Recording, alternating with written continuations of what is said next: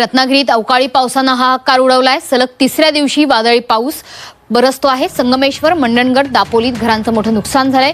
काजू, पपई, आंबा बागांचं मोठं नुकसान झालंय। वादळामुळे विद्युत खांब आणि तारांवरती झाडं पडली आहेत। अनेक तालुक्यांचा वीज पुरवठा खंडित झाल्यामुळे हजारो कुटुंब अंधारात आहेत। वीज पडून 2 महिला जखमी झाल्यात। अवकाळी पावसामुळे इथलं जनजीवन विस्कळीत झालंय। नमस्कार मित्रांनो, मान्सून येत्या 7 दिवसात केरळमध्ये दाखल होण्याची शक्यता वर्तवण्यात आलेली आहे।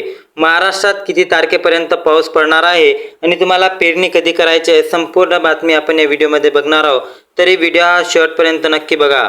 तर माझ्या शेतकरी मित्रांनो, मोसमी पाऊस अर्थात मान्सून येत्या 7 दिवसात केरळमध्ये दाखल होण्याची शक्यता असल्याची भारतीय हवामानशास्त्र विभागाने म्हणजे IMDने म्हटले आहे।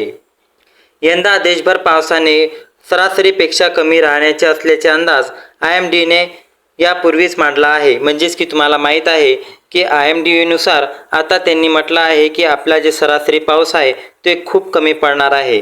म्हणजेच की जे मागील वर्षामध्ये पाऊस पडले त्यांच्यापेक्षा पाऊस कमी राहण्याचा अंदाज IMDने वर्तवण्यात आलेला आहे। IMDनुसार यंदा जून ते सप्टेंबर या काळात सरासरीपेक्षा कमी पाऊस पडेल। साधारणपणे पावसाळ्यात देशभर सरासरीपेक्षा 87 सेमी पाऊस पडतो, परंतु हे प्रमाण यंदा 78 सेमी राहण्यात येणार आहे।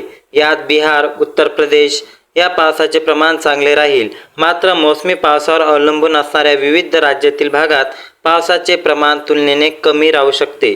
पटना, जयपूर, उत्तर भारतातील अनेक राज्यात वादळी वाऱ्यासह मान्सूनपूर्व पाऊस सुरू असून या पावसामुळे उत्तर प्रदेश आणि बिहारमध्ये आत्तापर्यंत 48 बळी गेलेला आहे।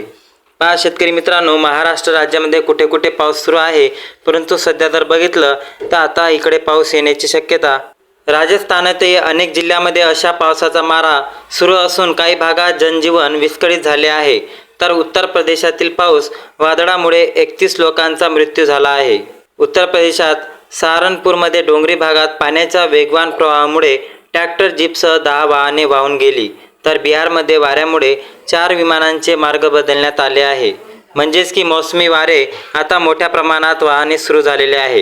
हिमाचल प्रदेशात वादळी पाऊस झाला। देशभरातील हवामानाशी संबंधित अशाच ताज्या आणि महत्त्वाच्या बातम्यांसाठी आमच्या चॅनलला नक्की सबस्क्राईब करा आणि व्हिडिओला लाईक करा।